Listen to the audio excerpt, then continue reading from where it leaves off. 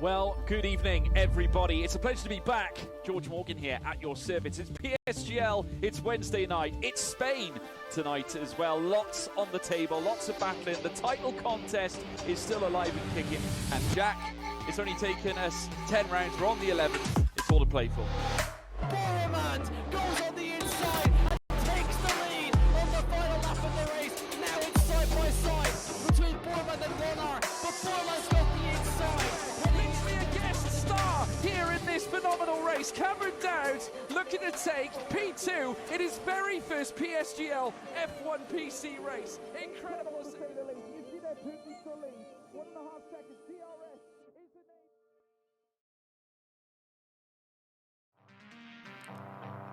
name. Good evening, everybody, and a very warm welcome to PSGL PSF1 Season 34, round number 2, as we head to the Bahrain International Circuit in Turkey for the Bahrain Grand Prix. We were at Brazil last week, a whole different continent, and now we go to the Middle East in Bahrain for what's set to be a very good race. We last held the social race here a couple of weeks ago. It'll be interesting to see if they made progression in this game. My name is Jess Ball, and joining me, as always, to my right, is Mr. James Head. James, how you doing? I am doing very, very well, Jess. Hope you're doing well as well, fresh from your Formula student commentary in real life at Silverstone over the weekend. It's going to be an interesting one tonight. There's a lot to get through, especially in terms of steward reports as well, but can't wait to get started once again. Yes, and we're going to have to go through it for you because so much has changed. I think a lot of drivers have either been moved up or moved down a position because of this. It was originally Markados that took the win, but in the final results, he didn't do it. James, can you explain more? He didn't, and it's because we suggested it in commentary as well, and that's because he picked up a 5-place time penalty for that incident, for that move off track, of course. In terms of the incident, and I'm just trying to find it because there's so many incidents to go through here tonight. It was that incident, of course, on lap 33, I think it was. I'm just trying to find it. I'm reading my notes desperately here on the right-hand side to try and find it. Anyway, he did get a 5-second penalty for, of course, that incident on lap 33. I think it was forcing off Mubarak off track, if I'm not mistaken. It was one of those incidents where I think, from his perspective, he could have done a lot more to avoid it. There could have been a lot more avoidance, but that 5-second penalty did get it on. It was Max. To his time. It was Max. It was Max. Yes, it was Max's and Markados coming together, and also 2 licence points added to Markados as well as the 5-second penalty. And the reason was dangerous driving. Markados moved back towards the outside of the track on turn 4, entry after defending in position. However, he failed to leave sufficient room to Max in doing so and crowding him off the track. And then we've got a quali ban for Volakongan because he was impeding Ryan, and it kind of looked obvious on the stream. An incident involving Marlon and Jensen. 2 licence points to Jensen and 5 seconds added to his final race time, causing a collision on lap 5, turn 8. We've got something about Nando and Yorzi to talk about in a minute, which I'm sure James will briefly explain why in a minute. Brothers and Wiener got a lag warning for poor internet connection. 2 licence points and 5 seconds added to their final race time for Jerry Van Bussel for causing a collision with Luca Car on lap 8, turn 2. Jerry Van Bussel and Marlon, it's still going on by the way, it's not over. Lap 31, turn 10, 10-second time penalty for Marlon and 3 licence points for, despite moving towards the inside of the track into turn 10, Marlon didn't close the door fully and Jerry Van Bussel went for the gap, and Marlon didn't stick to the line he chose entering the braking zone, and then he made contact with Jerry Van Bussel, and it was a quite severe penalty as well. Sam Gamer got a warning and a licence point added for causing a collision with Jerry Van Bussel. Stefano Casil's decision, no further action on lap 28. Borak got a 5-second time penalty added to his race time, driving unnecessarily slowly in order to prevent a safety car from getting back into the pits. Jerry Van Bussel and Wiener, lap 35, turn 8 incident, no further action. Jerome and OP Ryan, lap 12 and lap 2 for dangerous driving. 1 licence point to OP Ryan, forcing another driver off track, and 3 seconds added to the race time. Borak and Max, 3 licence points to Max and 10 seconds. That's another severity incident Mubarak was getting close to the back of Max, who himself was getting closer and closer to the car ahead of him. Not wanting to overtake him, he slowed down. Mubarak thus moved to the inside of the track, eyeing for the move up the inside. Max was willing to defend the position. However, he failed to realise how close he was. Oh, there's still more. Jesus Christ. Rider down Marlon, 1 licence point, and 3 seconds added to their final race time, recording a collision. And then lap 35, turn 4 between J-Ban, Bustle and Wiener. 5 second time penalties added to J-Ban, Bustle, added to their final race time. And that promotes Kaziddle up to 2nd. That promotes Wiener up to 3rd. That promotes Black Box up to 4th. Markados down to 5th. Rider up to 6th. Jensen from 4th to 7th. While Kongung, who was outside the points, he got in the points. Ryan from 7th to 9th, and Van Bustle from 6th to 10th. But we got an appeal from one of the incidents, which, that's why we didn't talk about it. We got an appeal which was deemed successful. It was indeed, and that was Yossi and Nando, and thank goodness you managed to get through all of them incidents. We've got another one, of course, with that appeal vote. It was the Yossi-Nando incident, which Jess referenced there a little bit earlier on. The stewards revealed the appeal request. The appeal was deemed admissible, i.e. was valid, as a mistake was highlighted from the initial finding, and the incident was therefore reviewed again. And this was because Nando, responsible for crashing into Yossi due to him not being any sort of evasive action, it appears the consequences of Yossi's own mistake may have been taken into consideration, and looking wide by running wide into the side of the car, spinning himself on the off Yossi, caused several other cars to get involved. We therefore decided to impose a new penalty, and that was 2 licence points for Yossi and a 5-second time penalty to serve on the next event, i.e. tonight, because he is racing tonight, I believe, is Yossi. And thank goodness we've got through all of that, because we're about to get cars out on track, Jess. We are, and pretty much we were going to go through the driver standings, but there's no point because the driver standings is the order that you see on the results, but we'll show you that anyway. Bradder's taking the win then after Marco's 5-second penalty, and well deserved, but he even almost got the win on track, so great to see on his first PSGL F1 outing, he got the win, which was great to see. But what does that do for the Constructors' Championship? I did have it open, but I had the wrong thing. There we go. I've got it open now on my screen. So we've got Alfa Romeo leading, joint leaders with Alpine as well. I think Alpine will be leading on countback anyway. Hassan third on 12, AlphaTauri 4th on 8, Mercedes 5th on 6, McLaren 6th on 5, Ferrari 7th on 4, and then Red Bull, Aston Martin and Williams yet to score. It's now time, finally, for some race action. A bit of a delay whilst we tried to get the lobby sorted, but thank you to all the PSGL F1 guys and for everyone else for sticking with us. But Bahrain, first year to Formula 1 in 2004, 5.412 kilometres, 3.362 miles. It has 15 corners and it has 3 DRS zones. 1 at the start, finish straight, 1 heading towards turn 4, and 1 heading towards turn 10 and turn 11. And I'm very excited for this one. We got a full lobby. We got 3 reserves as well. We got Tom, who's filling in for Kaziddle, who's not here tonight. We've also got Jerome, who's filling in for Aurelian tonight. And I'm just trying to think who else we've got reserving tonight. I was talking about it when we went off, before we got in on stream, but I completely forgot. But we got a full grid anyway. What is so great about this track, James?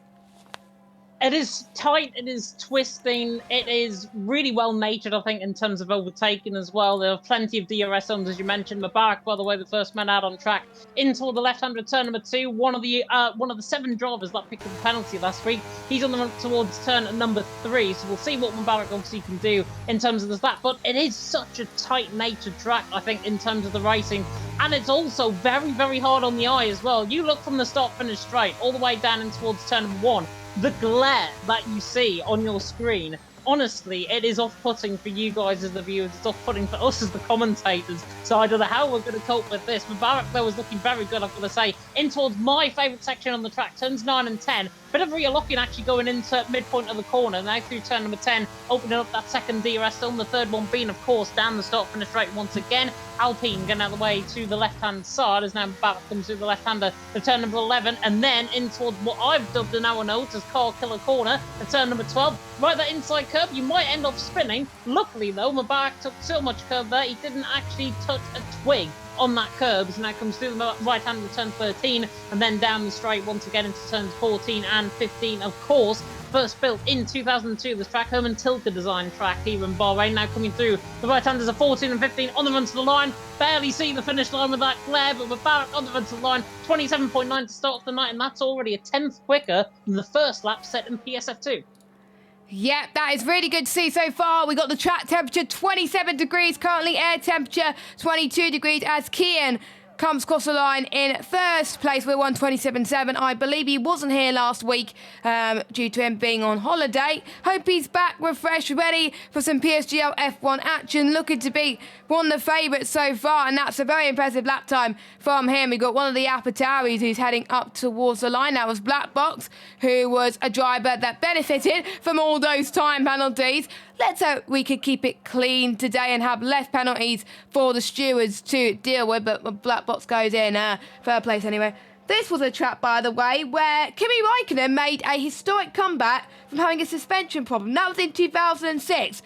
He's qualifying to finish third and to be the lowest grid setter to finish on the podium at the Bahrain Grand Prix. So it's not over for anyone as Jerry Van Bassel comes across the line in P4. The main strategy I think we've seen in many divisions in PSGL and in other leagues is mainly the hard to medium, and it could last really optimum pace to around lap 12, 13, and that's where they can come in. But will we potentially see someone say, you know what, if I qualify low down, could we see them on a set of softs? We definitely could. I mean, the social race, I was having a look back at the Lobby 2 social race a little bit earlier on, and the strategy seemed to be set of soft compound tyres below the top 10. So I would say around 13th, 14th, maybe downwards could up to go set of soft compound tyres. In our tyre notes, we've got a 10-lap lifespan on that set of soft, 7 laps optimal being on those tyres. So they really do wear quick, which is why you're going to see, I think, majority drivers on a set of mediums and on a set of hards at the start of the race. They're more optimal. You can take them beyond the halfway stage.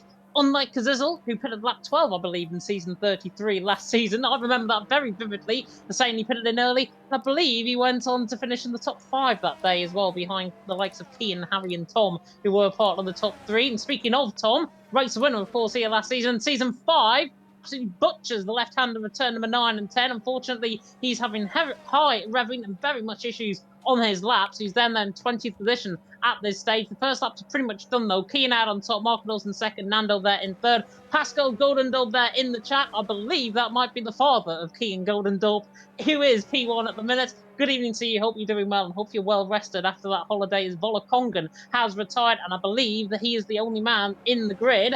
I certainly put on my notes, I believe he's got a qualifying ban tonight as a result of impeding in qualifying. Yes, he does. That was the penalty that he got. That's why he's going to be starting near the back. But Vola Kongen started from near the back before around these type of tracks and still finishes quite well. So I think expect to see good things tonight from Vola Kongen. Tom has not set a valid lap time, by the way. Neither has Jeroen and Ryan. So we'll see what they could do. And then just a little bit later on, Nando came across the line in third place. One of the drivers to be benefited from the appeals as well that we were talking about earlier with Yossi. And I have to say, turns 9 and 10, that's going to be really tricky with lockups. It's been a huge feature on previous games. To be fair, it's gone a lot easier in the last few games, F1 22 and F1 23. But before that, braking while you're turning, it's just so difficult, and especially since this tier has no assist at all. It has no ABS, no traction control at all. It's going to be even harder, and we're watching Marlon at the moment heading towards turn number 4. Even though it's quite medium-level braking zone, it's quite hard to place your car there as well, and in the run-up to 5 and 7, if you place your car on there, that's going to cause some huge issues with 10 minutes to go in qualifying. Let us know what your predictions is for pole position. We'll possibly maybe get a pole in the chat. We've got variety drivers on the outlaps at the moment.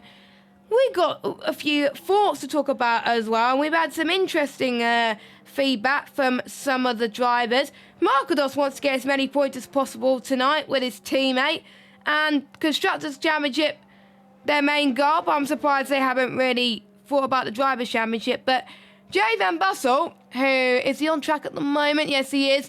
He's got a bit of more of an open mind about tonight and this championship, which I think it's a good thing to have, because if you have an open mind, then if you get bad things happen to you or finish lower than you expected, then at least it gives you motivation to improve.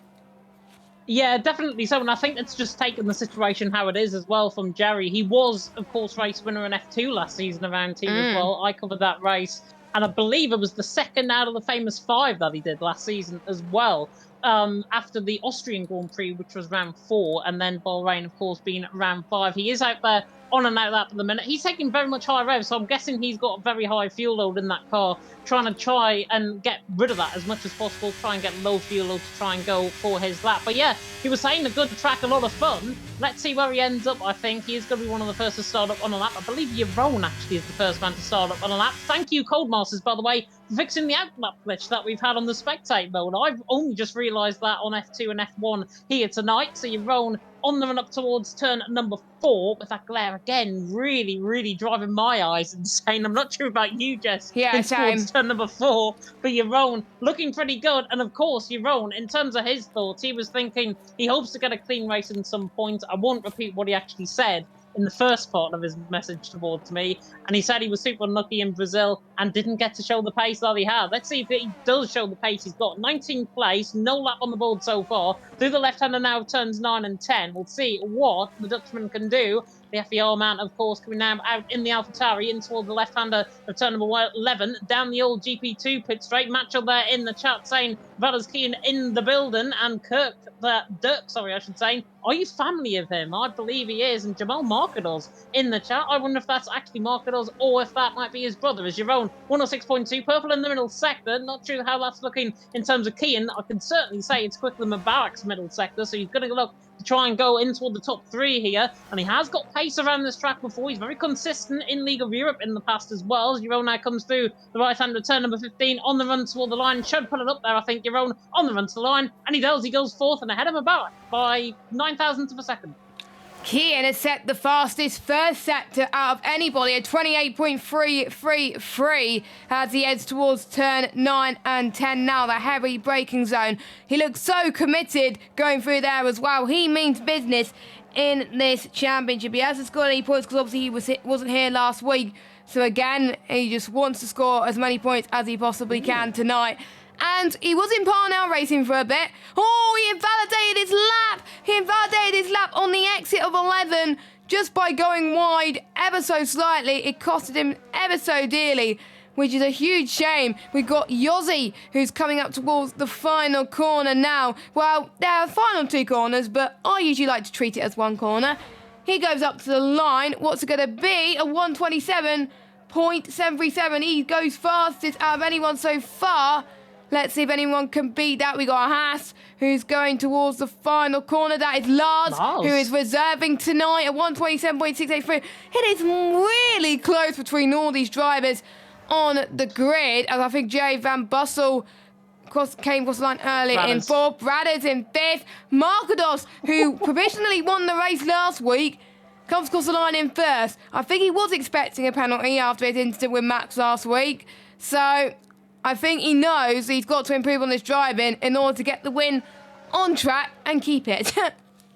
Definitely so, and I think this is what you call retribution early on. I think from last week, we knew in commentary last week, and we said it on commentary, that he was going to pick up that 5-place grid penalty, the 5-second penalty. He did indeed, but this is how you now work back. This is how you work back from last week and get into that frame of mind. He has got the pace. He proved that last week. He took the win, of course, last week, out on track, albeit a little bit unfairly with that incident. With that 5-second penalty applied, ended up in 5th. But this so far is looking very good, I've got to say, for Markados. And I've got to say, he is a changed man. From PSGL F3 a couple of seasons ago, he is a real changed man. Absolutely drove himself up through the tiers in PSGL last season on F1 22, now on F1 23. Seems like he's got the world at his feet. He's got the oysters literally all there in front of him. Let's see if he can try and now counteract that. And it's good, nearly a tenth of a second actually between Marquinhos and Lars there in second. Lars, for reserve, actually not doing too bad, I've got to be honest, there in second. Yossi there in third. He's coming back into the pit lane. The shock early on, I think, in this qualifying session, of course, we have got an 18 minutes worth of qualifying, not the Q1 as it's shown there at the top left-hand side of your screen. Stefano down in 18th position, 28 flat on him. Louis, Ryan, Mubarak, the OP guys right down the bottom end of the field, they're going to be improving so far. But Marquinhos to Mubarak, top 15, covered by, what, 3.5 tenths of a second. Just underneath that, I think, just comes to show the consistency and the talent that we've got in F1 this season. And I have to say, Mubarak was a surprise I've seen in qualifying so far, but not even making it near the top, because the first race that we had in Brazil, he was near the top in qualifying and he got a very good race before he was very, very unlucky in Brazil. So he likes his qualifying and he likes his race pace as well, but he's not showing it currently at the moment. And for the first time in a while, we're just going to get a pit lane here in PSGL PSF1, which gives me a great opportunity to plug our sponsors, as Marquinhos has retired from the session. So he seems pretty comfortable that he thinks that no one's going to beat his time. That is very brave for Marquinhos. It's, dare I say it, it's a little bit tongue-in-cheek. I think it's a little bit cocky, potentially, for Marquinhos to qualify basically a tenth of a second out of Lars.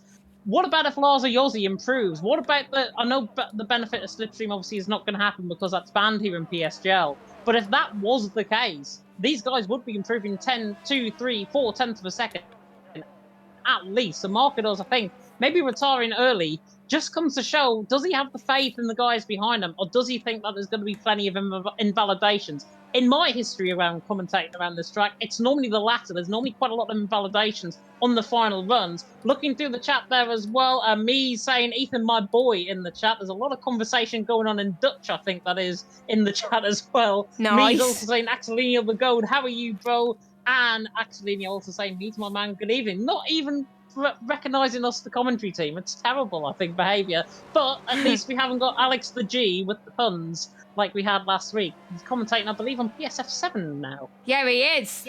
Because one of the commentators couldn't make it. Alex was like, you know what, I'll do it.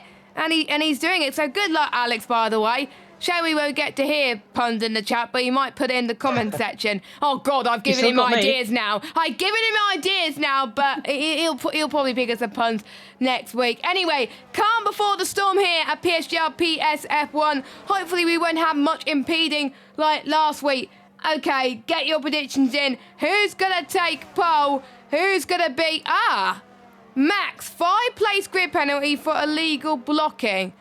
Now, since it's not under AI control, I think it's a glitch. If it's a glitch, it will have to be reported by Max, and then one of the stewards who is live will look at it, I think, and then the lobby will restart, or it will be up to the tier coordinator's discretion. I hope we don't get a lobby restart, because we had so much chaos trying to get the lobby started in the first place. But there we go, it happens. Shame for Max, but he's going to get a lap done anyway. Jerry Van Bussel is going on a run first of all. His time to beat, well, 28.4 was his last sector one time, and he wasn't even personal best in that sector earlier. So he's got a lot of time left in that car as we head towards turn number 4, past the DRS zone as well. The corner where we saw Lewis Hamilton and Max Verstappen fight to the death back in 2021.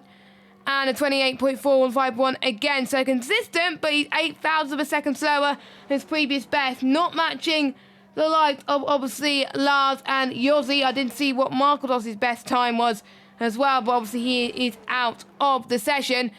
Jay Russell heading towards turn number 10. Who else is currently improving? We'll have a look. I think we've got one of the Alpines on a lap, unless they'll be on an out lap. But look at how Jay Van Bussel is taking that car. It's amazing. Heading past turn 11 and 12. And Lel Bell saying it's going to be close. Yes, it is going to be close. By the way, 1:27.5 is the pole time, and it's separated by less than 0.5 of a second between the top 18. And don't forget, Volakongan has got a quali ban. Van Bussel goes up to the final 2 corners then on the power. Heading towards 8th gear, DRS zone. Oh, and he's going in the pits. He's backed off. He's had enough. Yeah, and there was an Alfa Romeo actually spun out the final corner. No hazard to guess who that might have been. It's actually not Tom. It's the other Alfa Romeo, Jensen, who's back in the pits. Tom to the line, goes 7th. Big lap time there from him on his only first run, 27.8. Bradders, however, is 2 tenths up out of the first sector, 28.3 in the first sector. Kean 2.5 tenths down out of the middle. Yossi's invalidated. Lars is not improving in the first sector, so it might be Bradders in the Alpine, the man to watch out for. Of course, the only man, apart from Asacom, of course, qualifying for the Pro Exhibition. Bradders there in 7th, championship leader after Marcados. I'm going to see Lars through the middle sector here as well, as Nando goes quickest. Nando getting his full complement of Nandos and full complement of Sauces out on top for Marcados in 2nd, Lars there in 3rd. Bradders, though, Lars down in the first sector, and Bradders is actually down in the middle. So 500ths down in the middle sector from the Alpine. Running out wide, coming through 13 and 14, and now in towards 14 and 15 even. It's Nando from Marcados from Lars. Marcados felt the need to retire. He is on the front row of the grid. Bradders needing to lose the control out of the final corner. That is it for him. He's back in the pit lane. I believe that's the end of qualifying. Ryan set his lap a little bit earlier on. Stefano to the line. He improves up to 15th in the end and only, 7,000th of a second off Tim. So close at the end, but it's Nando out on top. It's Marcados in 2nd and Lars there in 3rd. Marcados, I think, fortunate that many drivers didn't improve toward the top end of the field there. He starts on the front row of the grid alongside the OP man of Nando. Well, that is the case of PSGL PSF1. Most tracks, most people mainly improve in their middle runs. It's about getting that middle one right. Imagine what Marcados would have done, but maybe he wanted to save some tyres from the race. Will that be a clue as to what tyre he starts on or uses? 69,000 separating the top 2 currently in qualifying. And with Nando getting his first pole position of the season, can he convert it to a win? Well, we got his expectations here. Only 20 seconds race for him in Brazil last week, which is a bit of a shame for him. But Bahrain is one of his worst tracks. He wants to do his best as usual to get a strong result. I can safely say it's not one of his worst tracks here because he got pole position. But anyway, we got Nando, Marcados, Lars, Yossi, Kian Morbarak, Jay Van Bussel, Marlon, Bradders, Tom your top 10, and we got Ryder down, Max down there in 12th. Our reigning champion not doing too good in PSGL F1 currently. And we got Jensen, Tim, Stefano, Black Box, Ryan, Jerome your top 18. And Louis, 19th, your final lap setter. And Volakongan, of course, with that quali ban. But before we go, let's have a quick word from our title sponsor, GT Omega.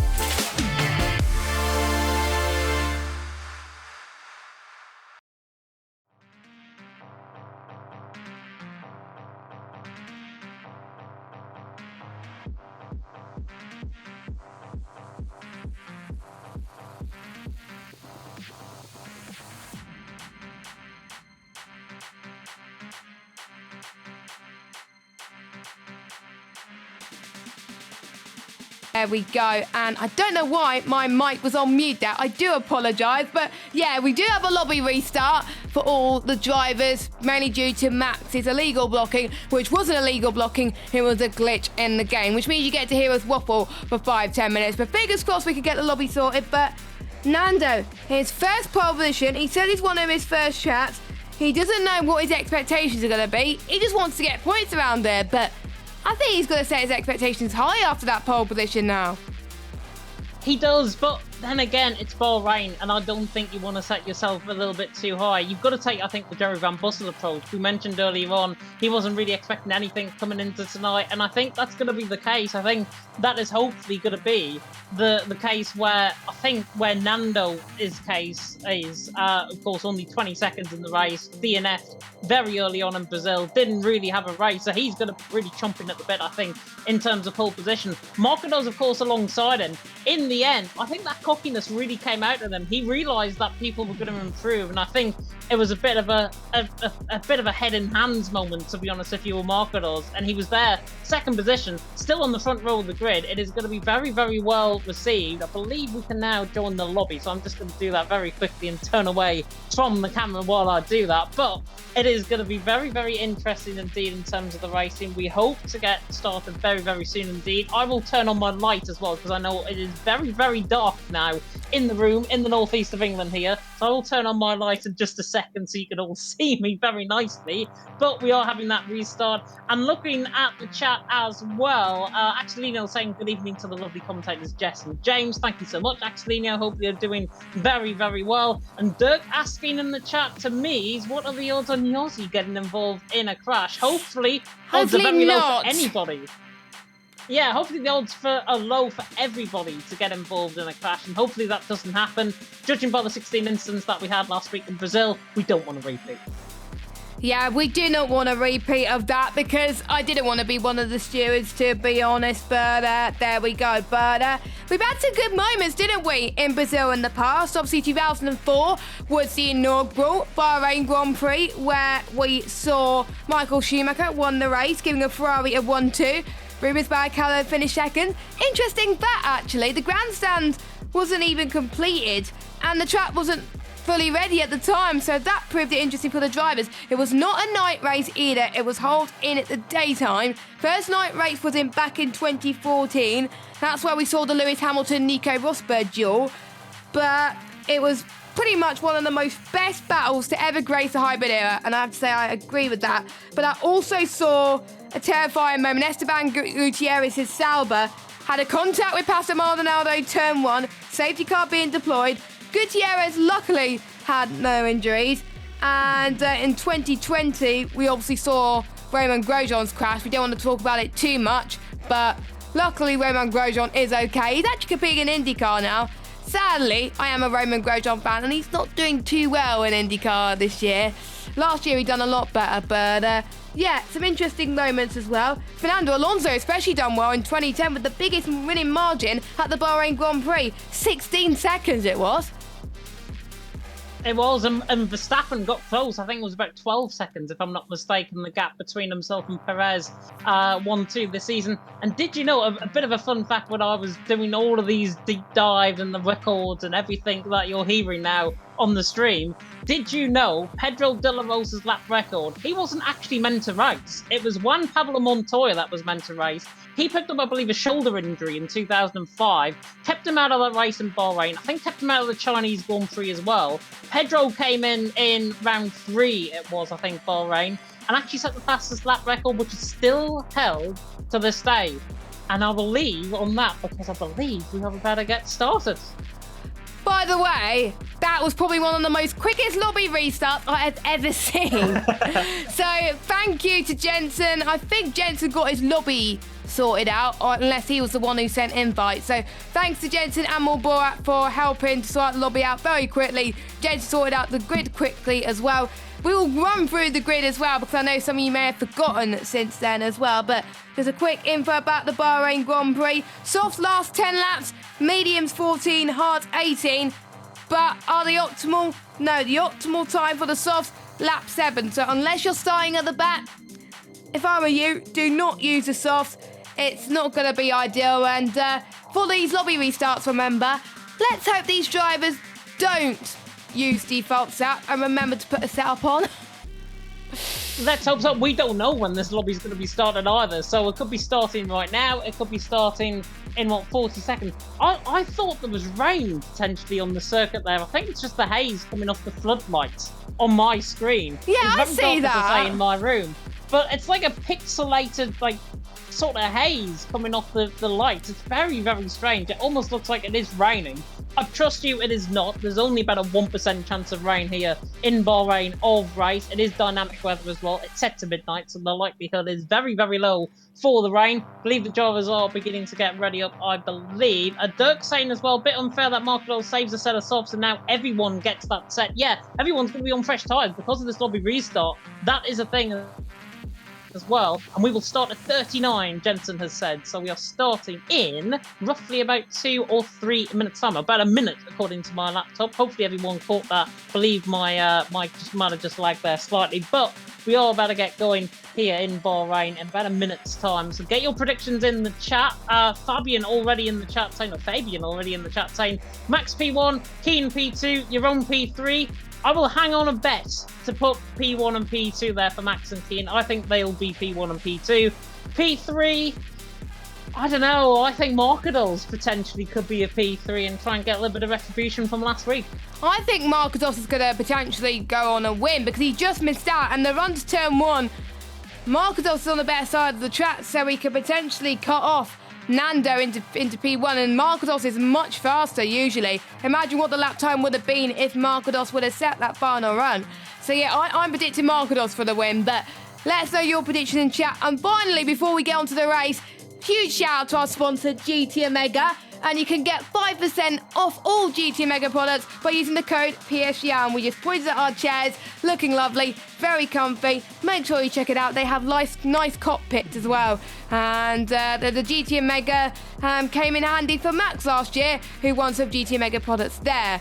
So we're about to get underway. It is 20:39 on my screen. So what does that mean? We are about to get started. No formation up, no countdown. But here we go then. The 5 red lights are on. 3, 4, 5 red lights. And we are go, go, go. Good start from Nando heading towards turn number 1. Good start from Lars as well. To the right-hand side of our screen as they made their way through the first part of the circuit. Nando is on fire. Lars is on fire. But Markados trying to get the switch back, but to no avail. So far, they all make through turn 2 and turn 3, okay? Look at Kian trying to send it up the right-hand side, heading towards turn number 4. We're seeing the Alpine trying to make some moves as well. Kian, they're going to be 3 wide heading towards turn number 5. It's hard to make a move there, but they're doing it with ease at the moment. Kian up into 2nd place. Lars dropped down to 3rd. Yossi trying to go up the inside. We got one of the Aston Martin or Borat game positions as well. Wow, I have to say, in comparison last week, they're still setting it in, out and everywhere, and they're keeping it clean. Well done, everyone. Yeah, fantastic stuff. There was a McLaren wide out of turn number 1. I think it was Rodadal in the background. Luckily, he's there in 11th position still, but Nando leading the way. Keenan 2nd, Lars there in 3rd. Marlon now side by side with Tom. Tom's already up into 8th position, by the way. Fantastic start from him. Louis Valentin is up on a set of soft compound tyres. He's in 16th position. Plenty of positions gained early on throughout the field. Big loser, though. Bradders down in P12. Already noticeable. I think he might have got caught in a bit of contact coming out of turn number 8, where, of course, Stroll famously hung like a cow in 2020 in the Sakhir Grand Prix. Jerry Van Bussel on the back of Mubarak as I'm on board within the Ferrari on the back there of the Aston Martin. Still, as they come through the final corner onto the end of the first lap, Nando leads the way, Keenan 2nd, Lars there in 3rd. Now, everyone in the big gold DRS train, and Jerry's on the back of Mubarak, trying to close on the pad going in towards turn 1. And Mubarak actually goes for the move on Yossi in towards turn 1. Tries to force the inside line, might get the switch back. Actually, Jerry Van Bussel posted 3 wide on the exit of turn number 1. Just about comes that off, and Mubarak can't fight the way through on Yossi. Yossi's going to make that Alpine look as wide as possible up the hill towards turn number 4. Mubarak, that was a warning shot from the Aston Martin. Louis Valentin, however, carving his way through the field. He's going around the outside of Bradders in the background of shot. Here he comes now through the S section, and he's ahead going into the S section through 5, 6, and 7. Louis Valentin already up to 12 as Mubarak gets a little bit caught on the curb and now is swamped on either side by Tom and Jerry Van Bussel through turn 8. Tom is already up into 7th, Mubarak to 8th, and I have to say, someone will be very brave if they went on the softs, and Louis is definitely doing that, and he's done a great job as Max sending in the move of dreams currently, as Jerry Van Bussel is like, no, Tom, you're not going to get past me, sunshine, as he covers off him in towards turn number 10 then, as we got Marlon right on the back of him as well. I have to say, this is the track that a lot of people like, and I think I can tell these drivers putting a lot of practice in, because a lot of these guys did the social race, either Lobby 1 or Lobby 2, so I'm not surprised that the racing is this good. Bahrain is always good in league racing. He's always produced amazing stuff in PSGL. Oh, remember when it was Bahrain Short as well? We had a Bahrain Short race, but look, I'm gutted that it's not in the game anymore, as Louis gets past another driver up into 11th. I thought I saw someone go in the pit. Mubarak's got damage, so what has happened there, but we'll scrap that at the moment as we've got some battles happening left, right and centre at the front. Oh my god. Bradders down the inside line as well and Rodadell through the mid-pack of the field. That's a beautiful move to the inside line. So late on the brakes. Rodadell did not see that coming from Bradders. And Bradders Looney's in for 11, making up good ground. Mubarak, I believe, is in for a set of hard compound and tyres. I think it was left side end plate damage on the car, if I'm not mistaken. After that bit of contact, may have got caught potentially in that 3-wide moment with Jerry Van Bussel and Tom. So that might get investigated by the stewards. Mubarak does want to report that. However, 3-1 through the S-section does not really go, so somebody had to back out of that, and it was Mubarak as Nando leads the way from Keane in second. Lars there in third, lap 3 out of 29 here in the Bahrain Grand Prix. Marcos there in fourth. Early position gains, by the way, looking through them, Max has gained 4. 9 position gains for the man on the set of softs in Louis Valentin. Absolutely goated through the field so far from the Williams man. Williams found a Verpack and Gabriel did very well on F2 early on as well. Nando, though, leading the way from Keenan second. Lars there in third. Most positions lost after that pit stop is Mubarak. Left side unplate damage, as I mentioned, on the car. But everyone now is settling down. And this is the point, Jess, where I think, as I mentioned it a little bit early on, it's going to get a little bit tactical, I think. It's going to get very tactical indeed because they usually burn a lot of ERS here. I think the ERS usage is very high. I've learned it when I did career mode here, and it's always going to be the same. So they can't afford to push too much for the entirety because otherwise the guys behind that may be saving battery could be on for a huge advantage. I'm laughing what's going on at the chat right now. But Kian looks like he could go for a move here potentially as well with DRS enabled, but he's going to back out because he's in that DRS train and the amount of energy that he's trying to save from the battery currently, which is going to be very, very important. Louis, his tyres are not going to be too good in the next couple of laps, so he's got to get past Marlon and Max ASAP. I have to say Max has also done a very good job in this race too. And DRS train after DRS train after DRS train is going to be a common factor around here. It's going to be interesting to see who's going to blink first. Who wants to make the overtake? Because, oh, Marlon's went a little bit wide there, and that's going to invite Louis a chance to get P9 then. But luckily, Marlon manages to hold his own, stays in ninth. But that was very lucky from the Red Bull driver. Yeah, and this is where Louis Valentin's going to start struggling in the tyres as well. I can already see on the right tyre, the right front tyre, a little bit of graining, a little bit of blistering going through the centre of the tyre. And that is already the softs beginning to go off. We said about lap 7 optimal, then lap 10, if they want to try and get to lap 10 on that set of softs, then for a set of hards, I think it'll be for Louis. But he's there in 10th position. He's struggling now on those tyres. They've really begun to hit the cliff. He's dropping off the back of Marlon there slightly. Bradder's beginning to get into this as Keane's going to go for the race lead on Nando in towards turn number 1, already down the straight, and the McLaren eyes it up as actually the side-by-side on the back there. Marcos on the back of Lars. Lars has got way too deep in towards turn number 1. Marcos now trying to get the up and under and gets to move back down around the outside of turn number 2. Nice stuff there by Marcos ahead of Lars, and Yossi now trying to get involved in this as well in toward the right-hander at turn number 4. On the outside he goes, the Frenchman, the Talent Factory man against his fellow teammate in the esports team. Just falls off that correctly, and sorry for Yossi there. That was never going to work because Lars stays ahead of him in 4th, Yossi there in 5th.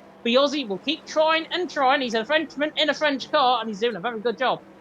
I have to say, we've got a lot of Talent Factory drivers in a row and a lot of OP drivers in a row as well. So how is that going to play out in the debrief later on? It will be interesting to see that right now. And I think anyone that's within that 3/10 mark is going to be on for a great opportunity to get the moves, or maybe they're going to wait to go for moves until the pit stop window, which is around about lap 13. But for Louis, he's going to be able to pit around about, I would say, lap 8.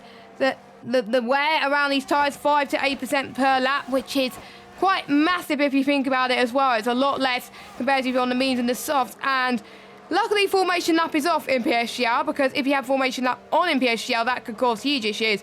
As you can see, Yossi right on the back of Lars once again. Here's round number 3 for these two. Start, finish straight, they go. And we're going to start to see Yossi using the overtake. They're all winning that DRS train. Through turn number 1, up to the right-hand side, then we go. Heading towards turn number 2, and he does it on those hard tyres. Beautiful stuff. It looked very controlled from the Alpine driver. Yossi up into 4th position, and someone's raised a very good point in the chat, Dirt. and said Yossi really learned he's driving way more safe. Yes, some people that are maybe new to the top tier of racing and maybe not used to racing of drivers in this caliber may be involved in incidents early on in the season, but as soon as they get potential penalties, that's how they learn what not to do, and I think that's what Yossi is doing. He's driving a much cleaner race compared to last week. Maybe because he likes the track a bit more, we don't know, but we will see. He's already up to 4th. He could have the pace to get P3. I think someone predicted Yossi to do well in the chat, so not far off from your prediction in the chat, everybody. Yeah, definitely not. Yossi there in 4th. The Swiss man, by the way, not the Frenchman, as I said earlier on. The Swiss man doing a good job there in 4th position in the Alpine. And to be honest, he's learned his craft really well. And all of that credit, I mean, he's in Talent Factory now. All of that credit goes to the guys at Juventus Racing. He was originally part of JR, now part of Talent Factory, really honing in on his craft. He's improved so much, I've got to say, over the last 3 or 4 months. Even from when he shot on the scene in the WR Legacy Division for JR. They did a fantastic job back then, and Yossi really bounded them about. And Yossi, once again, on the back of Marcos in towards turn number 1. I think there's going to be moved further down the field as Tim is on the back of Rotterdam and actually passes him down the start-finish straight in towards turn number 1. So the Williams now gaining a position ahead of the McLaren. McLaren, though, very late on the brakes. Near rear locks in towards turn number 1. Tim there in 12th position, trying to hang on, and Bradders is trying to hang on to the back of Louis Valentine. He might actually have a go in towards turn number 4. This will be very easy for Bradders to the inside line. The man that qualified 6th into Pro Exhibition is through, and he's into P10 in the Bahrain Grand Prix here in PSGL. Yes, I have to say, top 10 score points in PSGL, PSF1. P1 get 16 points added to their total, with P2 12, P3 10, and we've got 8, 6, 5, 4, 3, 2, and 1 point.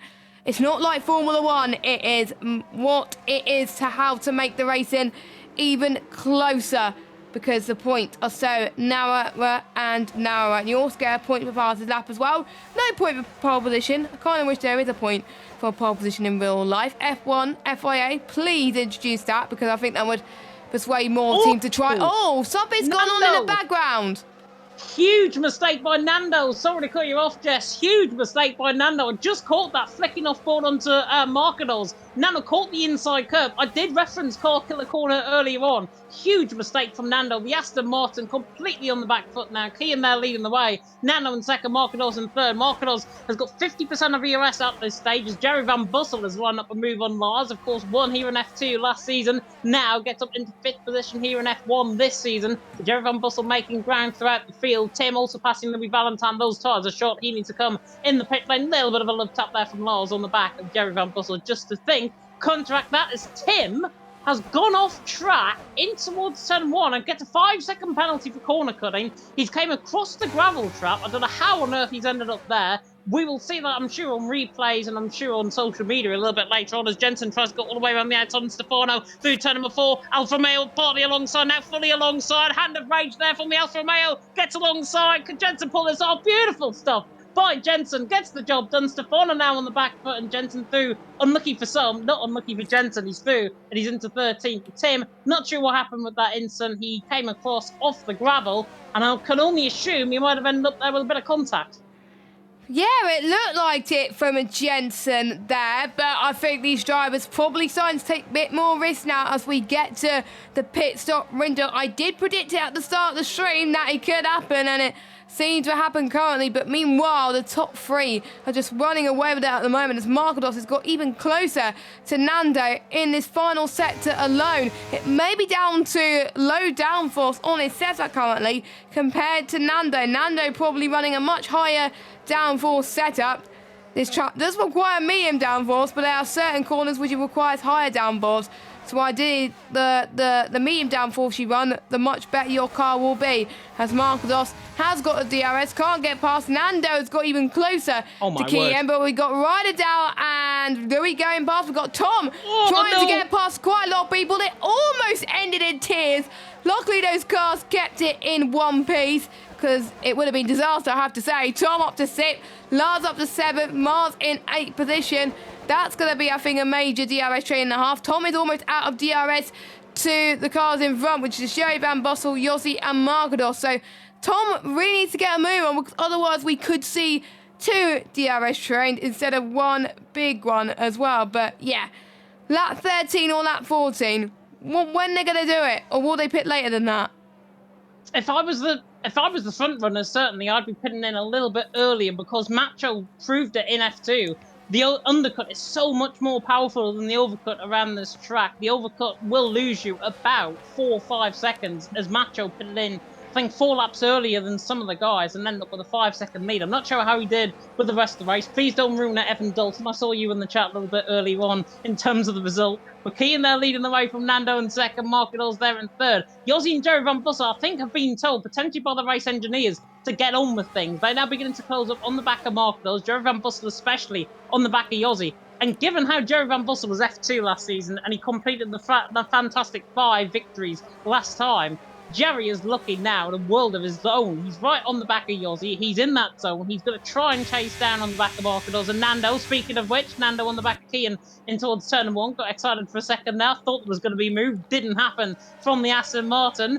But there has been a move further down the field. I think that's Jensen through on Louis Valentin in towards turn 1. So he is through and he's into 12th position, making good ground throughout the field. And if you were in Louis Valentin's shoes right now, chat, what would you be doing right now? He's in 13th position on lap 10, pretty much where he said to come in the pit lane. Is he going to stay out there and stick it out for an overcut, or is he going to go for an undercut? Please let me know in the chat, because I'd like to see what you would do in this situation. I'm surprised that he hasn't pitted already, because his tyres must be absolutely dead in that Williams car, but unfortunately, we don't get this amount of data because obviously the game does not show it, which is unfortunate, however. And I could get telemetry up for it, but it doesn't show it either. So, yeah, we can't see how much tyre wear they've got. We can't see, or are they struggling or not. He doesn't seem to be struggling that much, but he's dropping quite a few positions, which probably explains the optimum pace drop-off from Louis Valentin. As Matt up into 7th place, he has overtaken Lars. Wiener just asked what was the F2 pole. I can't remember. I know James knows off the top of his head. I don't, actually. 0.763 it was. Oh, okay. 0.763, and we were quicker than that by, what, a tenth of a second? 27.6? Or 27.5? Yeah, it was quite close, actually. I think F2 almost beat us last week. But anyway, Ryderdale gets past Brad before he even hit the braking zone. Nicely done as well, but you can see the flashing light, James. That means for Brothers that he hasn't got much ERS left. He hasn't. He's only got 13% of ERS, so that, again, is unlucky for some. He's on the back of Ryderdale, but look at that train. All of that train, by the way, got caused by Louis Valentin going so slow through the middle sector and them ending up pulling, what, a second, 2 seconds clear. Marlon now 2.5 seconds clear of Ryderdale. That's where the split has happened, and it's all to blame on the Williams man there in 13th, and I'm sure there's going to be quite a few unhappy drivers in the top 10 or the bottom half of the field that are going to be looking at Louis Valentin and thinking, you should have just came in the pit lane earlier, and then we wouldn't have been in this situation. And I maybe agree on that, as Kian leads the way from Nando in second, Marquinhos in third, Yossi in fourth, Jerry Van Bussel there in fifth. Everyone now closing up, though, in the top 9. Ryderdale trying to close up that gap indeed. Me there saying in the chat, lap 14 is way too early to go on a set of mediums. Yeah, I agree. I think it'll be maybe lap 16, 17, as I've got in my notes. It'll be about lap 16, 17, 12, 13 laps normally optimal on a set of mediums, so we'll see how that is going to pan out in terms of the racing. But Kian currently holding his own out in front, and from a man that was getting himself tanned on holiday last week, he's doing a very good job, and he's actually pulling away from Nando, who again makes a mistake on the final corner. And I have to say, another driver that has come a long way since we saw him on the last game is Kian, because he started on a lower division, and Nando almost got Kian into turn number 1, but Kian's saying, no, thank you very much. You keep behind me because I want this race victory. I know I've been on holiday, but that doesn't mean that I haven't practiced that much. He must have probably practiced a lot, knowing that Bahrain was next. As through turn number 4, no luck from Nando this time. But yes, as I was saying, Kian, who was, I believe, F3 and F4. Last time I saw him, I think, on F1 2021, I think he was in F6. And now he's in F1, leading a race, one of the favourites for the title. He's in Talent Factory. I have to say, the teams he's been in has grown so much and helped him develop as a driver. It's always great to see that improvement from game to game. And from the last 2 games, actually, he's holding his own. And it was unfortunate that he got unlucky in the first 2 rounds of his first F1 season last year. but Kian is driving so much better. He's controlling the field. He's had pressure for Nando behind, but that's not letting him phase in. He's hitting all the car in all the right places, and it is brilliant. He is. Nando or Marquez, though, will keep him with him, and that's what's going to be the real turning point, I think, in this race. If Nando or Marquez can find a weakness in Kian, which there isn't any at the minute, but if they can find a weakness somewhere, or they can force him into a mistake, that is going to be game-changing and race-changing potentially. As Nando, again, very, very deep into the final corner, loses 0.3 of a second, and now Marquez might be inclined to try and go for the move, but he's got no straight-line speed as Marquez down the straight. Nando is having to burn all of his battery to pull away. Marquez, though, absolutely shocking pace down the straight, and he is going to be absolutely done for with Yossi and Jerry Van Bussel in behind as well, 4th and 5th position. Tom involved in this as well, of course, won the race last season on round 5 in PSGL, looking to try and claim that, maybe making a double here in Bahrain from Tom. Of course, he has won more than 15 races, I believe, in PSGL in his career, but Kian there leading the way from Nando in 2nd. Marquez there in 3rd. Stefano there saying in the chat, Kian's really fast, and Lars saying he's a master scout, and that is the scout. The driver scout, Talent Factory there in the chat talking that, and I totally agree. He's doing a fantastic job. Kian there leading the way, Nando in 2nd, Marquez in 3rd. But this is where this is going to get very interesting. The second half of the race about to begin. Nando again on terms of that ERS. Kian is just finding, I think it's the middle sector, coming through turns 9 and 10, that part of the lap where Kian is so strong. Nando is normally very strong through this part of the lap, coming through the final couple of corners, and then in towards turns 14 and 15. But if he makes a mistake like what he did last time, puts him on the back foot, Marquez with his straight line speed is going to be non-existent, so Yossi may be the one sitting pretty on 97% of ERS as Max is through on Tom. He makes a mistake, I think, out the final couple of corners there. So Tom there down behind Max. Max doing his into 6th. Tom there in 7th. But Yossi, if I was in his shoes right now, if I was the Swiss man, I'd probably want to try and get that ERS on to try and close in a Marquez. Sooner rather than later, I think. How on earth does he have that amount of battery yet and he is that quick? That is amazing from Yossi. And like you were saying, another driver that has come up the ranks from lower down in PSGL to compete in the top division. And one of the performances that struck me, I think you were commentating it with me, was the first social race, and it was Spain. And I was like, hang on, I wasn't expecting him to be up there, and he was just lightning quick. He started lower down and he came through the field like no tomorrow. He was absolutely amazing, getting moves done left, right and centre, and looks like he's just keeping it calm. He's not going to be going for moves yet. He doesn't want to take too many risks until potentially the pit stop window, and he's looking like pretty much the top 4 are looking like are going to be in for a chance to win. Even Jay Van Bussel, who's caught up a lot of times to Yossi in that sector. So I will keep an eye on sector times very, very shortly. But I literally can't call who can win this race, because at the moment, it could be any of the top 9. Even Marlon and Lars and Tom are in this. They're in the same DRS train as well. Lel Bell says, I hope Nando gets a podium tonight. He's looking likely at the moment. Even though he's slower compared to Marquez, he's still managing to pen for him right now, but is it going to be too little too late for Nando to keep that position, or will it help him maybe in the pit stops, we will say? I think Nando has to come in the pit lane earlier. If I'm going to be honest, he's struggling. Here's Jerry Van Bussel, by the way, on the back of Yossi. They're going to straight line it down in towards turn number 1. Jerry Van Bussel trying to get in the slipstream. Are they going to think maybe going for the move on the back of Marquez and try and put him into full sense? Yes, they are, but Jerry Van Bussel rear locks into turn number 1, and Yossi's never going to get that one done down in towards turn number 1. I could see what was going to happen there. In the end, didn't work. It should have just been well timed, maybe up the hill and towards turn number 4. Marquez there in 3rd, Yossi 4th, Jerry Van Bussel there in 5th, remain as they are. We have had our first pit stop, however. Louis Valentin also put in a little bit early on, and now it's Bradders on a set of medium compound tyres, and he is actually side by side with Louis Valentin, pretty much coming out the pit lane in towards turn number 1, and has just barely scraped ahead. But with those tyres that Louis Valentin's got, he should be ahead of Bradders with this undercut strategy, with this big undercut that we talked about earlier on, and Louis Valentin makes mincemeat of Bradders up the straight in towards turn number 4, and that is him through, and he's into 18th position. Kino now leading the way, 93% of ERS on his terms. Nando in 2nd, 60% of ERS. Marquez in 3rd, 68%. Yossi in 4th, he's used a little bit up now, 86%. Jerry Van Bussel in 5th on 68, Max in 6th on 86. What is it with very high ERS management around here in Bahrain? Trying to manage the tyres as far as possible, I think. But Nando, back to Lelbel's comment a little bit earlier on, Nando, I think, is going to struggle for a podium. I really do. He's there in second.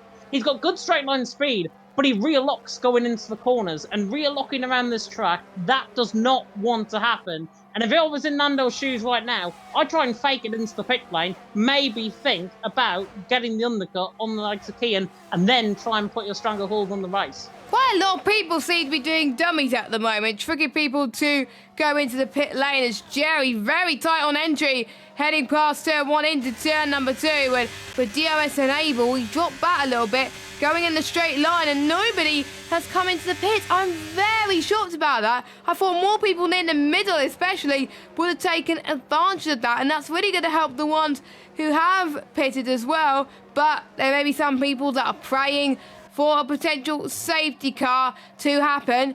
I do remember though, I was watching PCF2 last week. They had a very good last lap for, I think it was the win of the race. It looks like we could see this here the way this is going at the moment, because we've got Kian right there in front holding his own. We've got the battle between Nando and Margados that can keep going for P2 as well. Margados going to try and set up the inside into turn 11, which he does not.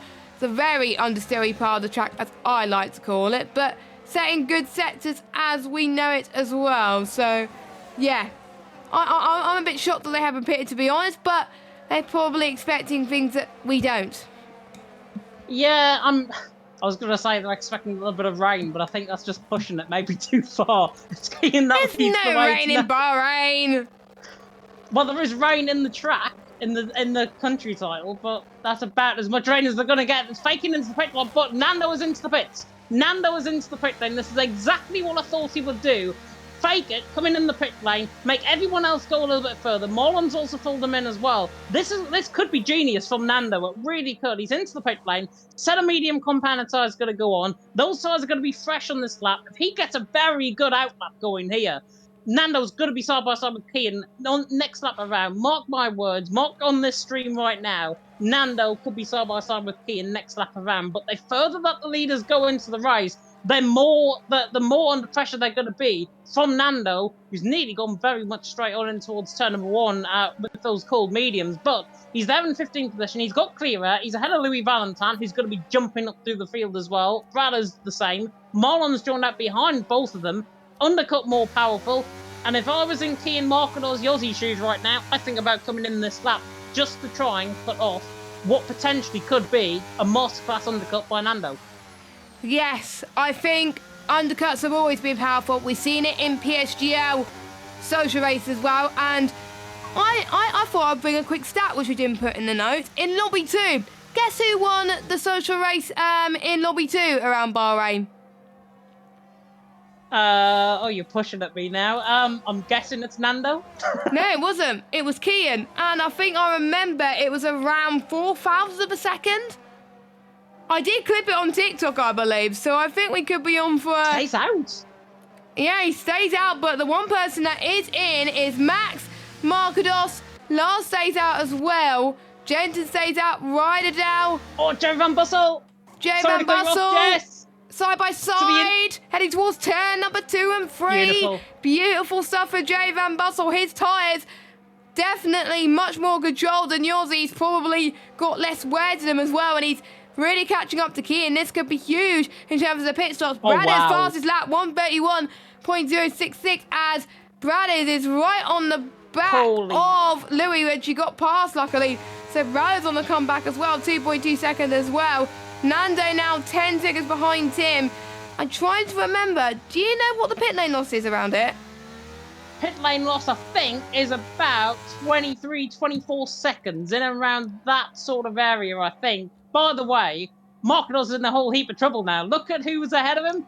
Bradders and Louis Valentin are now ahead of him. So Markados especially has judged this completely wrong. Nando's now 2.3 seconds clear of Bradders. If that's anything to go by, Kian, Jerry, Yossi, Tom are all going to be potentially behind the likes of Mara and the likes of Max.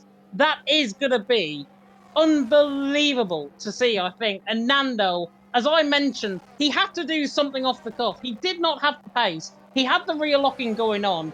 If he keeps this clean, Nando has produced one of the best undercuts I think I've seen around Bahrain. As now, Kian into the pit along with Jerry, but Yossi, interestingly, continues on. You know how I've done my real-life trackside commentary at Silverstone this weekend? I always say, oh, this team is doing so well, but then they stop on the track. Don't do it to Nando, please. He only, I think, did 20 seconds last week in Brazil. We don't want him to do like 28 laps and then crash or something, or drop down positions or something. Far ahead. But, yes, he is so far ahead. But look at this, 3 wide. Heading towards turn number 1, and Kian has to go on the back a bit as well. The ones who pitted before him has really took advantage. So Nando in FP1, Markados in FP2, Bradders last week's race winner in P3, Louis in 4th. I think he did he do soft to mediums? I think he did. He's made that strategy work. I may want to try it for my Bahrain race in the future. Louis, you giving me ideas here. Brilliant undercut, but his tyres are going to be shocking towards the end of the race as Marlon tries to force the move down the inside, and Max actually goes around the outside of Marlon after getting caught on the inside curves coming out of turn right, and Max is through and he's into 12th. Marlon there 13th, Kian now in 14th. It's actually a net, what is that? Goodness me, I couldn't even count. That's a net P8, I think, for Kian, or a net P7, at least for Kian at this stage.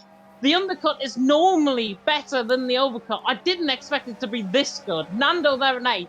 Markados there in 9th, Brothers there in 10th. They are net P1, 2, and 3 out on track. Yossi now needs to treat this out like a qualifying lap because he has got absolutely no chance to try and stick within these guys. He could be coming out behind Jerry Van Bussel, behind Jeroen, as well as everyone now is into the pit lane. Jensen continues on because the Alfa Romeo's potentially double stacking. Stefano, interestingly, stays on as well. Are they going to risk it and go for a set of soft compound tyre? Now, that is talking completely off the cuff. Well, Louis did it. Louis did 9 laps, didn't he? He did 9 laps on a set of soft tyres earlier, and he made it work. Max. Look at the speed of Max. Inside line at turn number 1. Absolutely juiced the inside line. There's more contact in towards turn 1 and behind, but Max has just got Bradders and Louis as if they weren't as if they were standing still. Max Ernie's into 6th. Marlon now on the outside line of Louis Valentine in amongst this as well. To the outside line at turn number 4. No way around the outside, and that is what you get for getting caught on the sand. Getting a bit of rear lock in, and if I was him, I'd just let him behind, but he's got Kian to the inside line of him in towards turn number 5, and there's contact between them both. Kian should have backed off that, and he should have backed off that as well. Jerry Van Bussel collects him, no fault of his own, and Kian, potentially what could have been a P1 in this race, has now just gone in complete another smoke. Yeah, he was on for the win. He won the social race as well, and I think that's an example of a commentator's curse, unfortunately. That is a huge shame for Kian, our pole sitter. Unfortunately, not going to be able to take the win, but Jensen stays out. Jerry Van Bussel sends the move of dreams there. Past the DRS zone, not many people can make overtakes there. Jerry Van Bussel is up into a net P6 currently, doing a really good job. I'm almost certain the incident that is involving Kian and a few other drivers will be investigated by the stewards. I caught the aftermath of that because I was trying to see all other drivers as well. The top 3 have still stayed out. Blackbox trying to get past Stefano, which he did because Stefano comes in. I think, yeah, Jensen and Blackbox probably seen what Louis has done and probably could go on to a set of the soft tyres. And look at what Stefano's doing. Set of soft, but he's dropping massively behind, but who knows, there could be a safety car. We got some moves in the background. Van Bussel and Louis. Once again, lovely from Jerry Van Bussel, our F2 champion from last season. And Axel saying, Yossi's going to win this race, mark my words. Well, no. He's down in 11th position, but I think I'm going to say, I don't want to predict, they may bin it. I'm going to say nothing. I'm going to say nothing. But you can let us know in the chat, but I think there's plenty of drivers that can win. Shame it's not Kian. I did say Max was feeling a bit under the radar, but now he's just showing, you know what, Jess, I'm not under the radar now. I want to win this race, and he's in the top 3 currently. But your battle for the win, Nando versus Markados versus Max versus Bradders. This is going to be a close championship as Jay Van Bussel trying to send it. Up the left-hand side he goes. Lovely stuff. Jerry Van Bussel is up into 4th place. His pace is on fire. 1.3 seconds behind Matt. He's almost going to be within DRS. Could he? I literally don't know who's going to win this race. This has been really great so far. I am going to pull it out all on the limb, quite literally, and you can at me in the chat a little bit later on if this happens. I'm going to say Jerry Van Bussel for the win. He is looking so quick right now on that sort of medium compound tyres. He's there in, what, net P4 at the minute. He's got Max in front of him, who's defending champion from last season. And look, Nando's going to stop, Marcados and Nando are going to start playing games. They're both in the same esports team, so why would they try and overtake each other? Nando and Marcados, if I was in Marcados' shoes right now, I'd save up that ERS, maybe have a go at Nando in the final 2 laps of the race. Max and Jerry, though, by that point, will be on the back of these guys, especially the man in the Ferrari. Louis Valentine as well, just being passed by Marlon and Bradders. So Bradders now third, he's into 6th, Marlon there in 7th. Louis Valentine's tyres definitely not going to be working towards the end. I wouldn't be surprised if they punctured towards the end, if I'm going to be honest. Ryan there as well, getting that undercut on. But Yossi there in 9th position.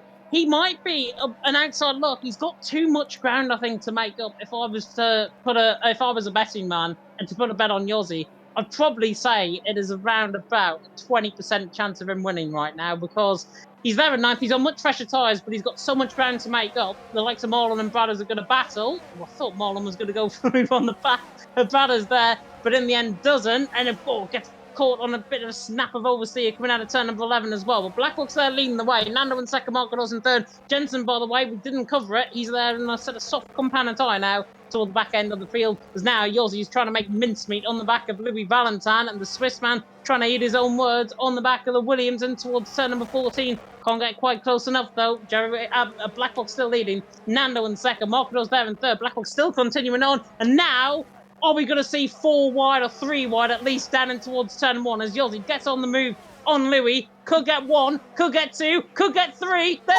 Brothers, there's Marlon to the inside line. Can he get 3's a charm? Marlon very much locking on the brakes, and he can. Brilliant stuff by Yossi. That is absolute insight if I've ever seen it. The Alpine pulls the move off. The Swiss man not ruled out of this race win yet. He's up into P6. Brilliant, brilliant stuff. Marlon had a bit of a rear lock on. He lost the position because of that. Yossi, though, brilliant racing as Marlon gets caught up in a bit of a contact there with Louis Valentine, I think.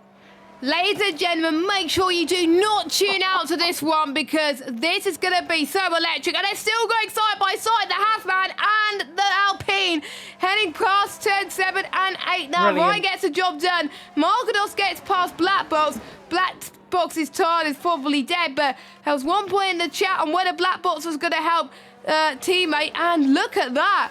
Blackbox is doing a great job to maybe try and bring out Max, but probably has wheeled in Nando as well, so it's kind of like a cork in the bottle in a way. They're stuck in a OP sandwich, it looks like. So far, Marcados is leading, Blackbox 2nd, Nando 3rd.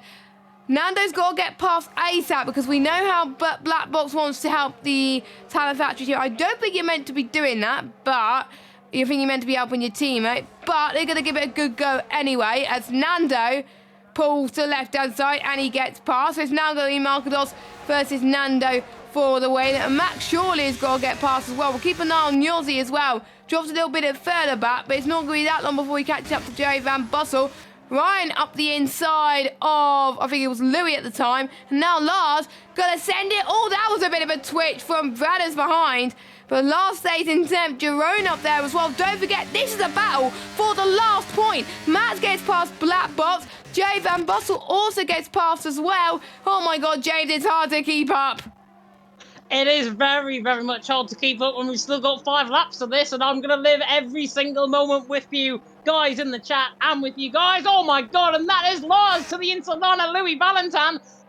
Cutting off my own words there. That was a dive bomb and a half. Daniel Ricciardo-esque from the man. And look at that from the Alpine. That is Bradders to the inside on Louis Valentine. Tries to sell the switch in towards turn number 10. Can't get the move done on the exit. They're now side by side, going at each other like cats and dogs, I think, in towards turn number 11. In the end, Tom getting involved in this as well on the back of your own, trying to force the move. It's getting a little bit tussly in the mid-pack, but my God, Tom gets the move done on the back of your own. We can't keep up with this. Marcados now leading. Nando in 2nd. Max there in 3rd. Max all of a sudden on the back of Nando, and actually nearly goes into the back of him on the exit of the final corner. Jerry Van Bussel now involved in this battle as well. But Marcados there leading the way. Most of these guys are very much low on ERS, so everyone's on an even playing field as Black is finally into the pit lane. Lets Yossi go. but Yossi's got a 3.2 second gap to try and gain, and I think that's probably not the best thing to do to come in the pit lane if you were to try and work as a Talon Factory team and try and give each other the slipstream, which is not, as Max gets a very big snap of Overseer coming out of turn number 3 and 4.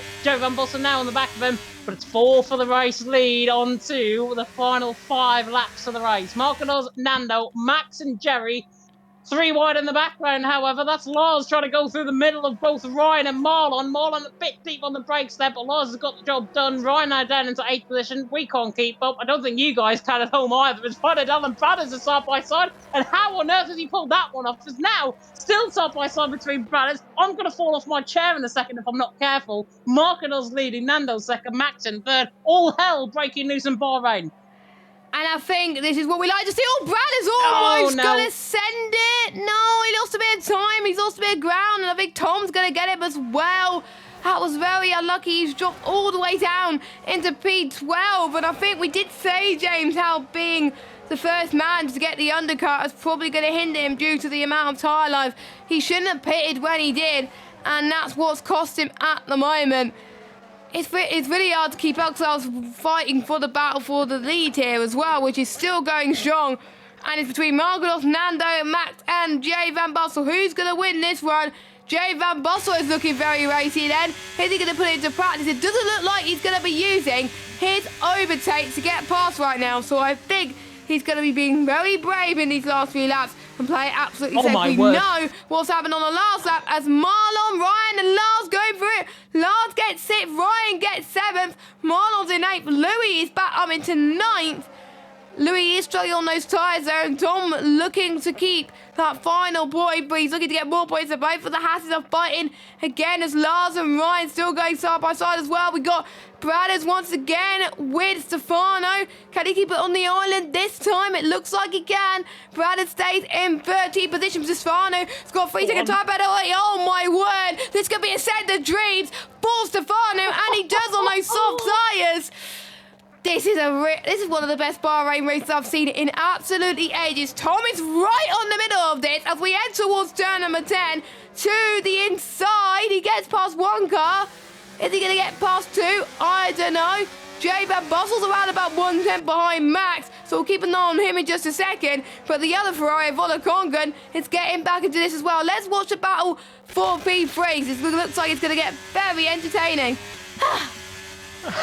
It is. Take a breath. We need our breath, I think, for the rest of this race. Marcanos leads, Nando in 2nd, Max in 3rd, Jerry Van Bossel there in 4th, and Jerry again on the back. He's been smart, though. They're saving that ERS. Both Max and Jerry Van Bossel are saving the ERS down the straight. It is very smart from them both. They do not want to make the move onto the penultimate lap of the race because they'll be too much more in front of the race. Oh, Nando's gone very deep in towards turn number 1. Very much a rear lock on the brakes there from Nando. Now puts Marcados in a 7/10 lead, and Nando all of a sudden under pressure from Max, and Max is going to have to use up his ERS now to maybe think about getting the move done on Nando. Nearly handed to him on a silver platter. Could still be. Nando there in 2nd, Max in 3rd. Max still trying to fight the move in through turn number 4, but he can't. Jerry Van Bossel's just sitting there thinking, you know what? One of you guys make a mistake, I'm going to be right there or thereabouts to take potential podium. Max switches to the inside line on the back of Nando in towards turn number 8. Tries to get the job done. Now Marcados is pretty much a second clear. Max on the outside line. Traction central from Max. Brilliant move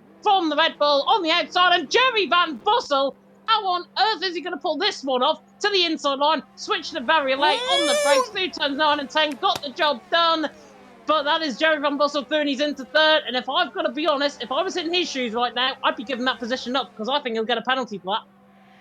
It will be up to the stewards on that one, but I have to say some really great moves from all these drivers currently, and it's proving to be a spectacle in the commentary box. I said that word wrong. And because of that squabbling, Marcados has put no foot wrong. He has been doing driving amazing so far, causing no troubles. It looks like he's going to win on track and outright so far, unless Max could pull a miracle and somehow win this race. He's got to find a 10th. He's got to find a 10th, but he's not doing so. Jay Van Bossel is even closing up to him right now. He's even got a bit of marbles on his tyres as well as there's Nando in the background. Meanwhile, Lars has dropped down into 8th place. It's 3 wide into turn 2. Please back out somebody. Luckily, someone backs out and through goes Tom. Through turn number 3. Can he get past 1 or 2 cars? No, he's backed off, luckily. No way. No way. He's not going to go for the move there, surely. Well, Lars has got past 1 car. We got Louis. This is all for the final point, remember. Ryderdow is in this as well. He's winning a 10th of a second too. Heading towards turn number 8. I'm looking to see if Lars can try and get down the inside of turn number 8, but he's not going to do so thus far. I think there's battles for the win, battles for the podium, and battles for, like, the midfield positions. We do have interviews today. Yes, yellow flag. That is Black Box, I think. Black Box. Yeah, Black Box on the exit of the pit lane. He came in to set us off compound tyres. Don't worry about that. He's out of contention this race. We've still got all 20 drivers going, and there's only 2 of them picked up a 3-second penalty. Stefano got forced off, so he might get his one removed. Brada's there as well on the outside. I think it was of turn number 9 and 10 where he picked up his. So he's there in 19th. My God.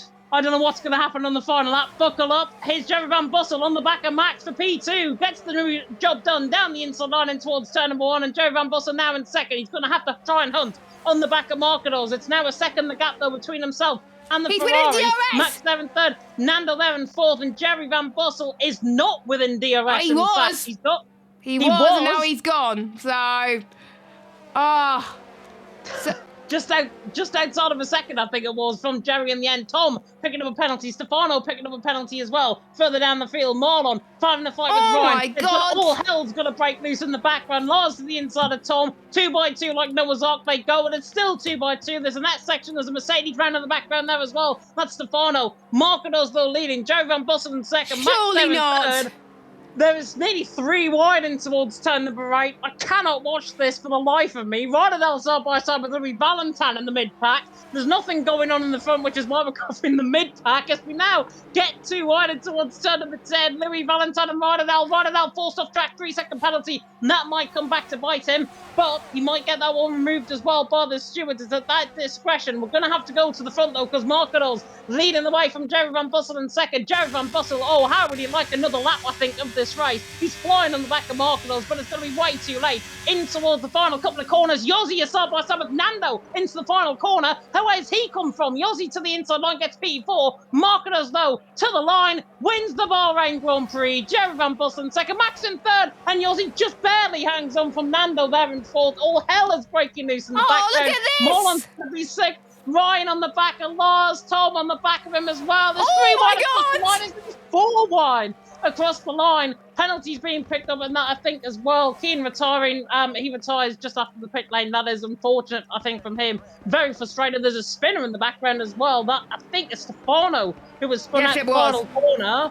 Stefano's spinning out the final corner. He's going to get overtaken by Brothers if he's not careful. He is. Has he got a puncture on the car? No, he hasn't. I thought he had a puncture, but he didn't. He's okay.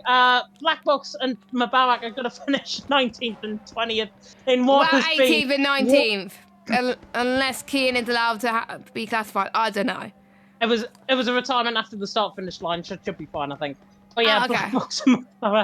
Black Box and Mubarak 19th and 20th. Lars, I think, reacting to everyone in this chat. What the hell? What the hell have we just witnessed in Bahrain? One of the craziest, as Black Box said, the fastest lap of the race, one of the craziest races I think I've ever witnessed here in PSGL. I'd love to live it again. Mubarak comes to the line, actually steals the fastest lap from Black Box in the end, gets classified in P20 at the end of the race, unless, of course, the DNFs count, and then he's P18. Driver of the day, what about the in-game fans, is OP Ryan. Ryan had a bit of a squibble on through the final couple of laps in terms of the racing, but the man has taken it, and he absolutely deserved it. From last week, from getting a 5-second penalty to controlling the race, this is exactly what he needed to do. Of course, is the Mercedes of OP Marcados, who takes the top step of the podium. And I believe with that, Jess, if I'm not mistaken, he might take the championship lead as well with it. Bearing in mind, someone's raised a good point with Dirk. Yossi's 5-second is not been added to the last race because he DNF'd in the last race, the 5 seconds get added to this one. So we're going to have to do some maths, but Markados driven so well.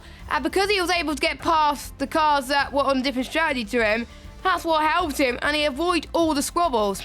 So, Markados wins from Joe Van Bussel, then it's Max, then it will be Nando, and then it will be Yossi, then it will be Marlon, Ryan, Lars, Louis, Jeroen, and Volakongen. Luckily, Yossi only lost 1 place from that, so that 5 seconds didn't hinder him too much. Then we got Jedson, Tom, Ryder Out, Tim, Bradders, Black, Boxmore, Borat, and Kian, and Stefano. And it does look like everybody did finish this race. No safety cars, much cleaner than last week. I did say at the end of the stream, please make it cleaner. And it was cleaner. It was spectacular. I'm glad there was no safety cars. And the race has just set a benchmark of what's to come, I think. Definitely so, and yeah, I agree with you. I think the driving standards, compared to what we had in Brazil, yes, there was a little bit of squibbling and squabbling, however I'm going to put that. There was a bit of squabbling in the mid-pack. There was very aggressive battles, I think, throughout that mid-pack as well. But what drivers, I think, have got to realise that the driving standards have just got to improve that slightly. These are the top tier. These are PSF1. We're not messing around when you guys are saying in the chat, oh yeah, there's going to be a few incidents within the race. I totally agree with you. I don't want to see incidents. I'm sure Jess is exactly the same, but no race is 100% perfect. There are always going to be incidents, especially around a track like Bahrain, where everything gets going in the second half of the race. By God, it got going in the second half of the race as well. It was just brilliant to witness, I think. Unfortunately, Jerry Van Bussel's not going to be joining us for the interview. I'm not sure if Markados and Max will be able to keep Surely Markados, he was here last week. And Max interviewed last year as well, or last season. So surely we can expect them to. But James, whilst we wait for them, who was your driver of the day? Markados, but sure there's been some other drivers that put on some great performances too. Jerry Van Bussel. Jerry Van Bussel, I think, is certainly a big candidate for driver of the day. Yossi as well. I know he's got his 5-second penalty overhanging him as well. Yossi did fantastic, I think, in the second half of that race. As I say, everything came alive in the second half of that race. Yossi, by the way, is coming through on my screen. I apologise if anybody can hear that. I believe he is speaking potentially to somebody there in the party, which I don't think he's realised. We couldn't hear it on stream, which was good. So I left the lobby. You couldn't hear it on stream. Yeah, you couldn't hear it on stream. I could, which I think was why I'm apologising for it. Markados saying he can't today. He's sorry for not joining the interview. That is totally fine. We're just waiting on Max's reply, but I don't think we're going to get anybody apart from Max potentially in terms of the interviews. But yeah, back to my point. I think Jerry Van Bussel, Yossi, certainly big candidates for driver of the day. Ryan as well, I'd argue, driver of the day. He certainly had a fair share of squabbling in the second half in the final 5 laps of that race, certainly with Lars and the likes of Louis Van Valentine and Jeroen. So many candidates for driver of the day. But yeah, Markados, Jerry Van Bussel, Yossi, the 3 standouts for me, and I really hope we get to see these guys go at it at Silverstone. It is the next round of the championship. We go home. You haven't left Silverstone, I think, for a week, Jess, in terms of your real-life commentary. So going back there, I think, in a sim racing, it'll be very, very strange. But especially around Cops Corner and the National Especially around Cops Corner. Yeah. Yeah, that's where you were based, of course, for Formula Student. But yeah, of course, I think it's going to be fantastic. Max said he can't as well, so we're not going to get any interviews tonight. But we can fully focus on Silverstone, round 3 of the championship. I thought Bahrain was anything. You haven't seen anything yet in Silverstone. Put it this way, I've covered 1 social race at Silverstone on this game, and that ended up to potentially be one of the best races I think I've ever witnessed. So I'm looking forward to that. You're hyping it up so much, James. I can't wait. I can't wait for next week to come already. And I'm sure you guys at home are going to be looking forward to that as well. But we're going to wrap things up here. If you haven't already, please like this video and subscribe. Quite a lot of people haven't subscribed yet, so make sure you do. Hit that bell if you are new. And also follow us on our social media channels, which you can find down below on Twitter and Instagram at PremierSimGL, and also join our Discord. Link is in the description. You can also follow our social medias. Those are down below on our cameras. So if you want to follow us on Twitter, you could do it there. Also check out for one final time GT Omega, our sponsors, our title sponsors for 2023 for season 34. and you can get 5% off all GT Omega products. Thanks, James, for joining me once again. Are we ready for round 3? Oh, definitely so. I can't wait. Oh, and British Motorsport. What else needs to be said? Exactly. We'll let you guys go. Make sure you join the commentary team of PC F1 at 7 o'clock UK time as they take to the Silverstone track. Who will be able to take advantage there? We'll have to wait and see. But for myself and James, see you next week at 8 PM for the British Grand Prix. Take care and bye-bye.